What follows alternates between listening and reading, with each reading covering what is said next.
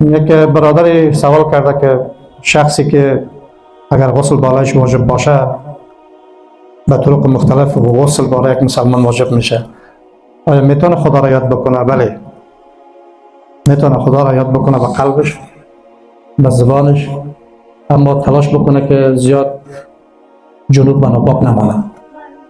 تلاوت نکنه، مثل قرآن کریم نکنه، تلاش بکنه که زود غسل بکنه.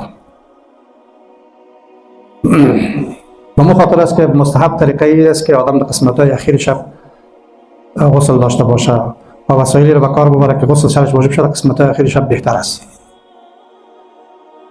از لحاظ طبابت همین قضیه تحقیق شده و صحیح است. دوم، کسی از قضای حاجت فارغ شده و میخواد وضو بگیره، بعد از استنجا میتونه خود خشک بکنه. وقتی که خود توسط کلوخ یا کاغذ تشنا با آب پاک میکنه، اگر توسط کدام پارچه خود خشک میکنه ممانعت شرعی نداره، بهتر است از باب نظافت و رعایت سلیقه.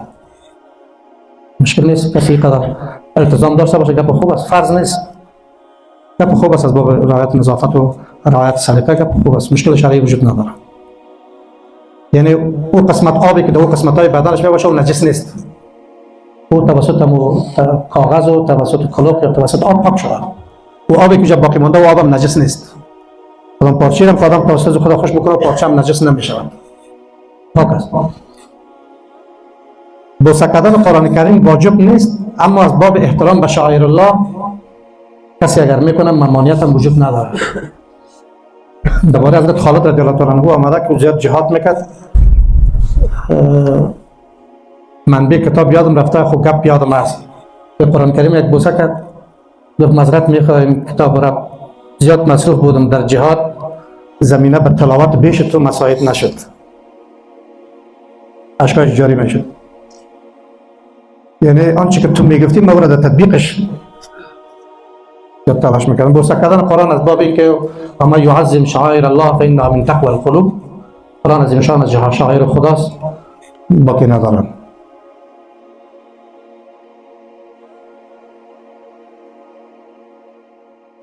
کسی که یک اشتباه در جمع میکنه، دروغ میگه یا کار دیگه از پیش چیز میشه، در جمع باید تو را شرمنده نکنه. آدم در جمع در حضور دیگران باید شرمنده نکنه، کوشش کنه باز برش مشکلش بگه که تو دروغ گفتی، توی گپ خلاف شریعت بود، اینو من گوشید کردم. کسی که در حضور مردم باز به اصطلاح او را بیاب میکنه، او نصیحت نیست، او بیابسازی، بیابسازی در شریعت ممنوع است.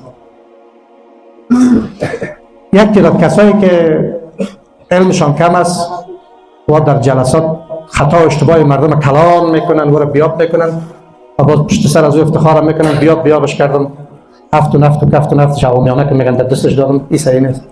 نه، او را ببر در گوشه، برش بگو که این کار درست است. در یک جایی که میبینی یک ضرورت است، یک آدم فساد ایجاد میکنه، یک آدم به اصطلاح تخریب میکنه، جامعه وحدت مردم از بین میبره، در اونجا دیگه نیاز است که در برابرش علنی استاد شوی، بگی که این تصمیمی که تو داری درست نیست. اونجا به خاطر جلوگیری، اما خطای کوتاه دیگه تو بیاب نکنی یک آدم داخل مجلس پیش مردم، خطای کم. یک سوالی شده که در قرآن کریم کلمه جمع به الله نسبت داده شده، انا انزلناه فی لیلة القدر. ما الله خود یکتاست، یگانه است، چرا جمع ذکر شده؟ بسیار جای است قرآن کریم. این جمع در این صورتی که خداوند به جمع از خودش تعبیر کرده دلالت به عظمت میکنه. یک آدم که مثلا یک تا باشه بگه من کارا میکنم، شاید یک قسم در می عالم اسباب یک قسم گپ ضعیف وارد معلوم باشه، وقتی بگه که ما میکنیم این کارا، این دلالت به قوت میکنه. در این قسمتایی که جمع اومده دلالت به عظمت خداوند میکنه، خدا عظیم است. یک برادر خواهری سوال کرده که ولکل امة اجل فاذا جاء اجلهم لا یستأخرون ساعة ولا یستقدمون، این چه معنا داره؟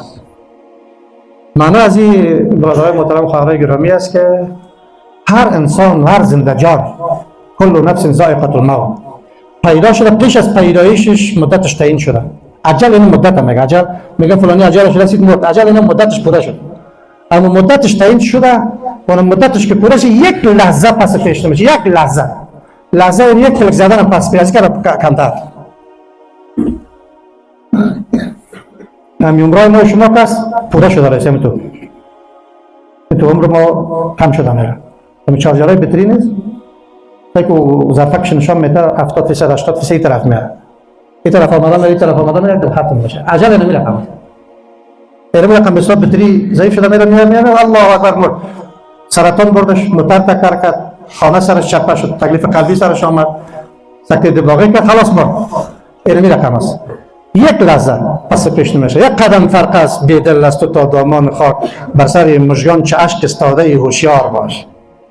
همین اشک گرداگرد چشم به اصطلاح چیز بکنه تا بخواید تو کلی میفته. یک لحظه فلانی مرد. همین دو روز بیشتر یک دختر جوان 22 ساله پدرش به سکت خدا ببخشش گفت که دو خانواده برادرک خودش سره بود، برادرک آمد که خوار کدام چی شده، تا رفتیم انتقال دادیم خلاص خواست سلام. بتونست که جوان نموره، ری سفید بموره خلاص. خب بر ری سفیدا یک گپ است، این بطری که چاپ ضعیف شد قسمت های 18% 20% یک تک تک میکنه، سیگنال میده. امیری شاپ سفید شد، عمر که به اصطلاح از 50 و 40 و 60 گپات تجاوز کرد. بسیار کم امت محمد رسول الله صلی الله علیه و سلم است که از 70 پیش بره. کم یا کمک که بعد الارمی که به اصطلاح اینا را آگاه مثل تنبیهشان میکنه و کم زیاد متوجه باید میشن. وقت پر است دیگه، وقت پر است. آفتاب عمرش به بام غروب رسیده، نشود که 40 سال از عمر عزیزت گذشت، مزاج تو از حال طفلی نگشت، تغییر نخوردی طوری نشود. لا یستقدمون ساعتا ولا یستأخرون ساعتا ولا یستقدمون، معنیش همین است. الله متعال توفیق عمل به همه نصیب بگردد. سبحان ربک رب العزة عما یصفون و سلام علی المرسلین والحمد لله رب العالمین.